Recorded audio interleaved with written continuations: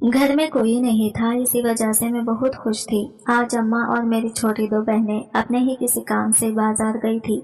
मैं बहाने से घर में रह गई थी। दरअसल घर में रहने का ये खास मकसद था, वो ये कि मैं किसी को घर बुलाना चाहती थी। 3 महीने पहले शुरू होने वाला सिलसिला अब मुलाकातों पर आ पहुंचा था। अहमद हमारी गली के नुक्कड़ पर ही रहता था। इसकी आंखों में मुझे देखकर चमक आ जाती।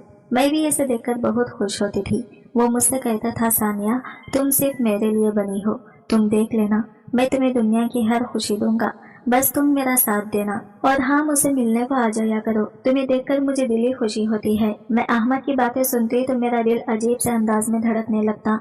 इसलिए मैंने आज भी अम्मा से कहा था कि अम्मा और बहनें किसी काम से बाजार जाएंगे, तुम हमारे घर आ जाना, हम मिलकर बातें करेंगे। मैं तुम्हें चाय बना कर दूंगी। जब अम्मा घर आएंगे तुम छत के रास्ते वापस चले जाना। अहमद बहुत खुश हुआ था। अम्मा के घर से निकलते ही मैंने अहमद को पत्थर फेंक कर इशारा किया। वो 5 मिनट में मेरे घर में मौजूद था, पर मैं क्या जानती थी, आज मेरी बदनसीबी दरवाजे पर दस्तक दे रही है। जैसे ही अहमद घर के अंदर आया, तकरीबन 2 मिनट के बाद दरवाजे पर जोर जोर की दस्तक होने लगी। मैंने अहमद से कहा कि तुम छत के रास्ते वापस चले जाओ, लगता है कि अम्मा लोग घर आ गए हैं। दरवाजे पर दस्तक तेज होती जा रही थी।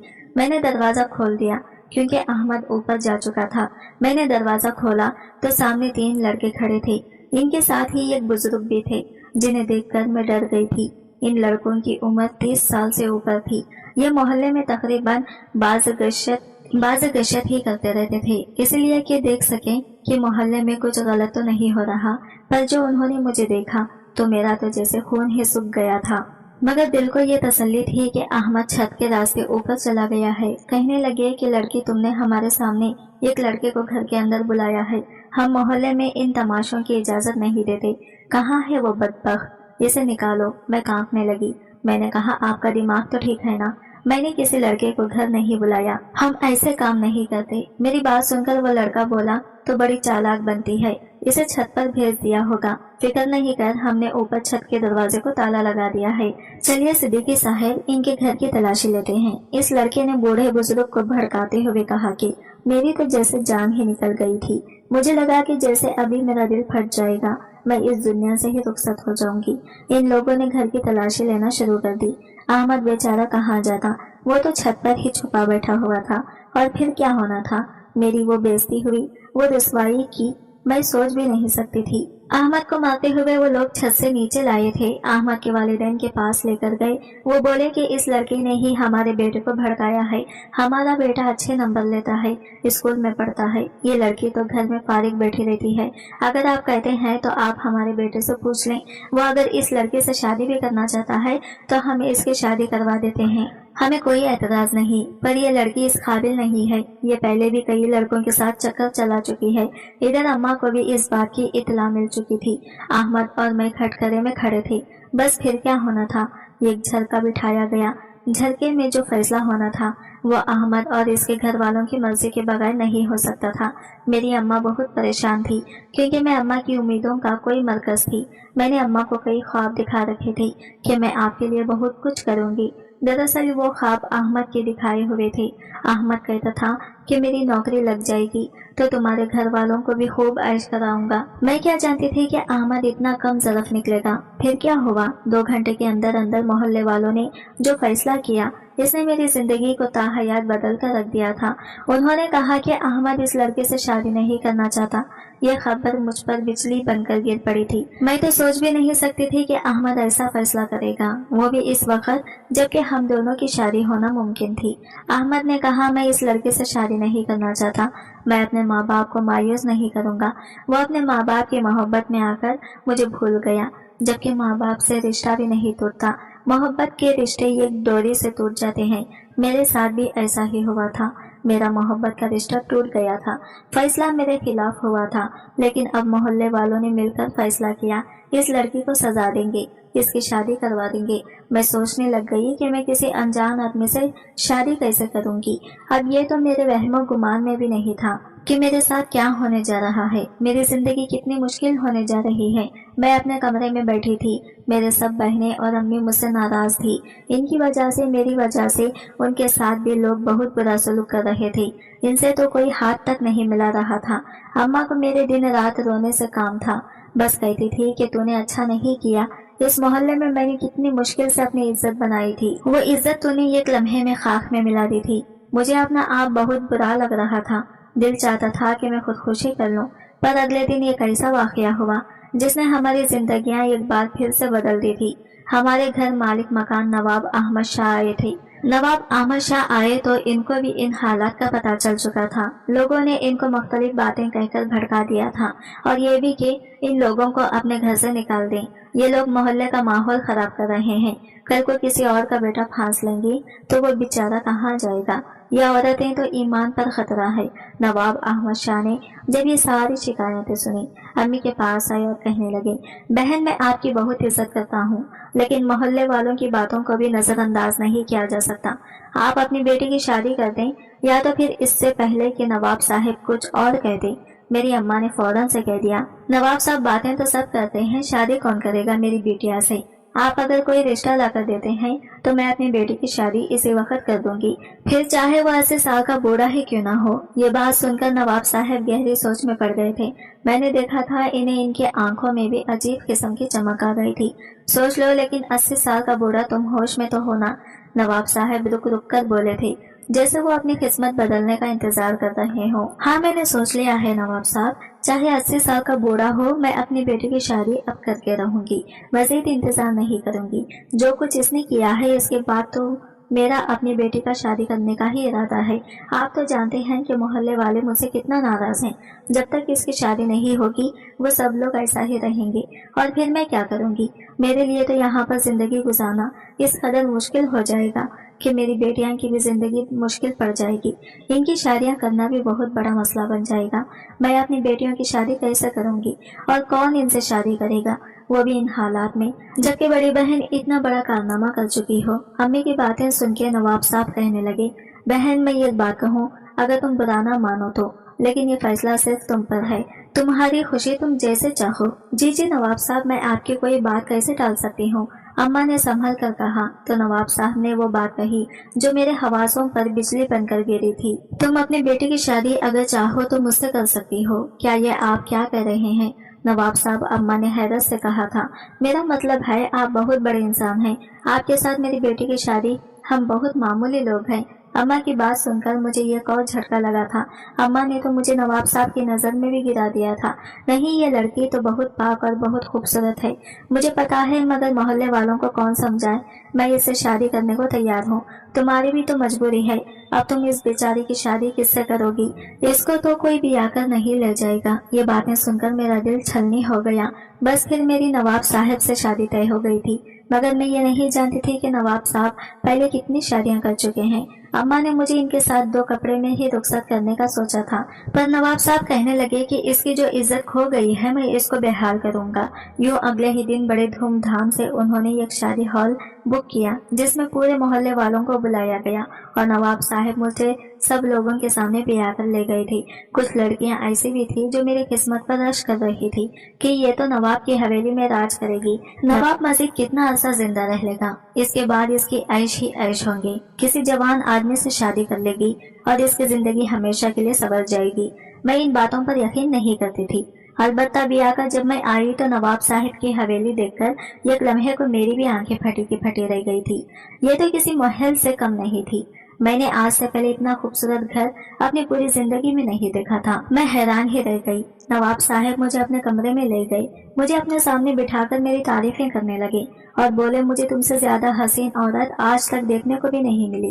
تم اس قدر خوبصورت ہو کہ میں نے اس سال کی عمر میں بھی تمہیں اپنی دلہن بنانے کا فیصلہ کیا، لیکن تم جانتی ہو زندگی مجھ پر اتنی مہربان نہیں ہے۔ مجھے پہلے ہی بہت بیماریاں لاحق ہیں، دل کا مریض ہوں میں، اور سچ میں دل کا مریض ہوں۔ مجھے ایسی کوئی بات پتہ نہ چلے کہ جس سے مجھے تکلیف ہو، تم میرا خیال رکھو گی، तो अल्लाह तुम्हारी जिंदगी आसान करेगा। नवाब साहब 80 साल की उम्र में भी काफी जवान नजर आते थे। उनकी उम्र बामुश्किल 60 साल ही लगती थी।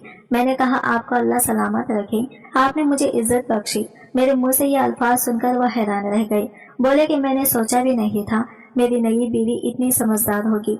नई बीवी? आपकी पहले कितनी बीवियां हैं? नवाब साहब मैंने अपने मालूमात के लिए पूछा तो वो खामोश हो गई। बोले कि मेरी कोई बीवी नहीं है, बस एक तुम ही मेरी बीवी हो। इनकी बात सुनकर मैं तो खोले ना समा रही थी। मैंने सोचा कि शायद वाकई मेरी किस्मत बदल गई है। कहाँ वो अहमद कंगाल और कहाँ नवाब की हवेली, जहाँ पर मैं शहजादियों की तरह अपने दिन रात बसर करूंगी। मुझे इनका कमरा देखकर बहुत ज्यादा तजस्सुस हो रहा था। सोच रही थी कि जब नवाब साहब अपने कमरे से चले जाएंगे तो मैं इनके कमरे की पूरी तलाशी लूंगी, देखूंगी कि इनके कमरे में और क्या क्या रखा है। मेरे लिए रेशमी कपड़े रखे गए थे जो कि बहुत ही ज्यादा खूबसूरत थे और चमकदार भी थे। मैंने वो पहनकर देखे। नवाब साहब सुबह ही कमरे से चले गए थे। मैं इस पूरे कमरे की तलाशी लेने लगी। तब मुझे बहुत ही अजीब और गरीब चीजें देखने को मिली। मैंने देखा कि उन्होंने दीवार पर मुख्तलिफ चीजें लटका कर रखी थी। इसमें से एक तो घोड़े की दुम्बी थी, जबकि बाकी कुछ हड्डियां, तीर तलवार और बहुत सारी ऐसी चीजें थी जो मेरे लिए शदीद हैरत का बास थी। मैंने देखा नवाब साहब अपनी चीजों की बहुत ज्यादा हिफाजत करते थे, लेकिन अभी मैं ये चीजें देख ही रही थी कि कमरे का दरवाजा जोर से खुला। एक आदमी अंदर दाखिल हुआ। इस आदमी का हुलिया बहुत ज्यादा खतरनाक लग रहा था। इसकी बड़ी बड़ी मूछें थी और कद तकरीबन 6 फुट के करीब होगा। मैं इसे देखते ही हैरान रह गई। मेरी तरफ देखकर वो अजनबी नजरों से बोला, तुम कौन हो लड़की? मैं कौन हूँ? आपको नहीं पता मैं कौन हूँ? नवाब साहब मुझे लेकर आए हैं, शहर से ब्याह कर लाए हैं। मैंने इतराते हुए कहा, तुम क्या इस हवेली की मुलाजिम हो? मुलाजिम नहीं हूँ, मैं इनका बेटा हूँ। वो चिल्लाते हुए बोला तो मैं हैरान रह गई। नवाब साहब का बेटा उम्र में मुझसे भी ज्यादा बड़ा था और उन्होंने मुझसे शादी रचा ली। जाहिर है उन्हें बुरा तो लगना ही था। कहने लगा कि अब्बा जान तुम्हें बुला रहे हैं। मैं ये सुनकर इसके साथ चल पड़ी। मैं नहीं जानती थी कि मेरे साथ क्या होने वाला है। इसने मुझे वहां से निकाला, मुझे अपने साथ लिया और बाहर आ गया। मैंने देखा वहां नवाब साहब नहीं थे। दूर दूर भी तक इनका नामो निशान तक न था। कहने लगा, आ जाओ, वो दूसरे बाग में है, तुम्हें बुला रहे हैं। वो घोड़े पर जाकर बैठ गया और मुझे भी घोड़े पर बैठने का हुक्म दिया। मैं क्या करती, मुझे तो इस महल की रीति रिवाज का कुछ नहीं पता था। मैं चुपचाप उसके साथ घोड़े पर बैठ गई। अगरचा मुझे ये सब बहुत मुश्किल और अजीब लग रहा था, लेकिन मैंने वही किया जो कि इसने मुझे कहा। घोड़े पर बैठते ही घोड़े को तेजी से दौड़ाया। घोड़ा इस जगह से बाहर निकला और एक जंगल की तरफ चल पड़ा। मेरा दिल जोर जोर से धड़क रहा था। मैं बहुत डर रही थी। हवेली में तो कोई मुलाजिम भी नहीं था। या अल्लाह, ये लड़का मुझे कहाँ लेकर जा रहा है? काफी दूर जाकर वो एक जगह रुक गया था। वो पहाड़ बहुत ही ज्यादा खूबसूरत थे जहाँ पर इसने घोड़े को रोका था। कहने लगा, नीचे उतरो। मैं इसके साथ उतर गई थी। मैं बहुत ज्यादा परेशान थी। मैंने अपने चेहरे को नकाब से ढक रखा था और मुझे बहुत बुरा भी लग रहा था। अगरचे नवाब साहब का बेटा ही था वो, लेकिन फिर भी था तो नौजवान और मेरा हम उम्र। फिर मुझे पहाड़ों के बीच बिठाकर बोला, देखो लड़की, मैं तुमसे एक बहुत जरूरी बात करना चाहता हूँ। अब्बा जान ने तुम्हें नहीं बुलाया था। मैं खामखाही तुम्हें यहाँ लेकर आया हूँ कि अपने दिल की बात कर सकूं। मैं तुम्हें अच्छी तरह से जानता हूँ, तुम किसकी बेटी हो और कहाँ से आई हो। ये भी सुन लो कि मैं नवाब साहब का अपना बेटा नहीं हूँ, इनकी पहली बीवी से हूँ और वो मुझे बहुत ज्यादा पसंद भी करते हैं। लेकिन तुम ये भी जान लो कि तुम और मैं आपस में महरम नहीं है, यानी तुम्हारा और मेरा निकाह मुमकिन है। ये तुम क्या कर रहे हो? मैंने हैरत से पूछा तो इसकी आंखों में चमक आ गई। अगर तुम चाहो तो मैं तुम्हें इस बूढ़े नवाब से तलाक दिलवाकर अपने ही घर में रखूंगा और फिर तुमसे शादी करके तुम्हें ये कैसी जिंदगी दूंगा जिसका तुमने सोचा भी नहीं होगा। इसकी बातें सुनकर मेरे दिल में अहमद की बातें गूंजने लगी। वो भी मुझसे ऐसी ही बातें किया करता था और झूठे इंसान की निशानी ही यही होती है कि वो सबसे पहले इंसान की कमजोरियों पर हमला करता है। मैंने कहा, तुम मुझसे क्यों कह रहे हो ऐसा सब? मैं तुम्हारे बाप की बीवी हूँ। कहने लगा, तुम तो हो, पर मैंने तुम्हें देखा है, तुम बहुत खूबसूरत हो। अगर तुम चाहो तो मैं तुम्हें नवाब साहब से तलाक दिलवाकर खुद तुमसे शादी कर लूंगा, तुम्हें यहाँ से भगा ले जाऊंगा। ये नवाब मेरा कुछ नहीं बिगाड़ सकता क्योंकि इसका अपना और कोई वारिस नहीं है, सिर्फ मैं ही हूँ। अपने बेटे को तो ये गोली भी नहीं मार सकता, इसकी जान भी नहीं ले सकता। मैंने कहा, अस्तगफिरुल्लाह, मेरे ऊपर पहले भी बहुत बड़ा इल्जाम लगा और वो इसी तरह लोगों की वजह से लगा। मैं ऐसी लड़की हरगिज नहीं हूँ। मैं कभी भी अपने माँ बाप की इज्जत को डुबोने का सोचा तक नहीं था। लेकिन तुम्हें पता है जमाना ऐसा है, दुनिया भी ऐसी है कि जो इंसान को ऐसे किसी इल्जाम में मुब्तला कर देती है जिसका इसने सोचा भी नहीं होता। मगर मेरी माँ ने मेरी तरबियत ऐसी नहीं की तो मैं ऐसा सोच भी नहीं सकती कि मैं तुमसे शादी करूं, क्योंकि मुझे नवाब साहब के साथ निकाह करके भेजा गया है। मैं इनकी अमानत हूँ। उन्होंने मुझ पर भरोसा किया, मुझे इज्जत बख्शी। अब ऐसे में मैं इन्हें धोखा कैसे दे दूं? और तुम्हें शर्म नहीं आती क्या? तुम अपने बाप के पीठ पीछे छुरा घोंप रहे हो। मुझे वो कितनी खुशी से ब्याह कर लाए हैं और तुम मुझसे ऐसी गलीज बातें कर रहे हो। मुझे मेरे घर छोड़कर आओ। मैं गुस्से से बोली।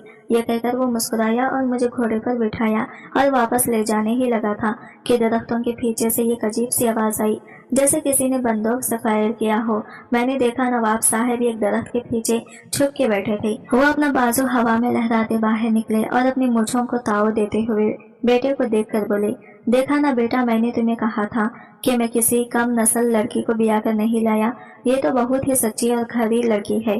तुम देख लेना, इसकी नस्लों में भी वैसी ही गैरत होगी जैसे कि इसमें है। तुमने देखा, अपनी कम उम्र के बावजूद भी ये अपने बयान से नहीं फैली। ये देखकर मैं हैरान रह गई। मैंने नहीं सोचा था कि नवाब साहब ये सब कुछ मेरा इम्तिहान लेने के लिए कर रहे हैं। नवाब साहब मुझे वहां से घोड़े पर बिठाकर वापस महल ले गए थे। मेरा दिल बुरी तरह से कांप रहा था। आज मैं बहुत बड़े हादसे से बच गई थी। मैं तो बहुत परेशान हो गई थी कि नवाब साहब के बेटे की मोहब्बत का क्या करूंगी। इसे ठुकराकर सारी जिंदगी उदास रहूंगी। पर अब मेरा दिल खुशी से भर चुका था। मैं जान चुकी थी कि मेरे ऊपर जो भी था एक आजमाइश ही थी। नवाब साहब मुझे वापस महल लेकर आ गए थे। कहने लगे कि तुमने मेरा मान रख लिया। जानती हो, अगर तुम इसे हाँ कहती तो क्या होता? मैंने पूछा। क्या? कहने लगे कि इसी वक्त तुम्हारी जान ले लेता और किसी को पता भी नहीं चलता कि नाइला नाम की लड़की भी इस गांव में आई थी। मैं नवाब साहब के दिल की संगीनी देखकर डर गई। मैं आपसे मोहब्बत करती हूँ। वो बहुत ज्यादा खुश हुए। बोले कि मैं तुम्हें एक चीज दिखाता हूँ। उन्होंने मुझे वही घोड़े की दुम और कुछ ऐसी चीजें दिखाई जो मैं पहले ही देख चुकी थी। बोले कि जानती हो ये क्या है? ये मेरे बुजुर्गों की निशानियां हैं, लेकिन ये वो घोड़े हैं जो बावफा थे। उन्होंने हमारे खानदान के साथ वफा की थी। हालांकि जानवर थे, पर इनके मरने के बाद हमने इनकी खबरें भी बनाई थे और इनको बहुत इज्जत दी थी। यहाँ तक कि इनके दुम मेरे पास रखे हुए थे। ये घोड़े की दुम तो हमेशा मेरी जेब में होती है, जो हमारे अब्बा जान के साथ वफादारी करता था और अब्बा ने इसकी बहुत ज्यादा हिफाजत की थी। तो फिर तुम ये सोचो कि हम वफादार लोगों की कितनी इज्जत करते हैं। नवाबों को, चौधरियों को, दौलतमंद लोगों को कभी भी किसी शख्स की दौलत से और खूबसूरती से गरज नहीं होती। हम जैसे लोगों के साथ वफा करने वाला कोई नहीं होता। सब हमारी दौलत के पीछे आते हैं, लेकिन जो हमसे वफा करे हम इसको नवाज देते हैं, इसकी किस्मत बदल देते हैं। मैं नवाब की बातें सुनकर बहुत सहम भी गई थी और मैंने खुदा का शुक्रिया अदा किया कि घोड़ों की इज्जत करने वाले शख्स को एक इंसान की इज्जत और अजमत का भी अंदाजा है। इसके बाद मैं अपनी जिंदगी हंसी खुशी से गुजारने लगी।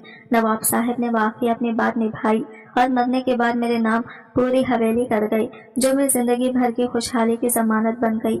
अल्लाह नवाब साहब को हमेशा खुश रखे और अपने साथ ये रहमत में रखे।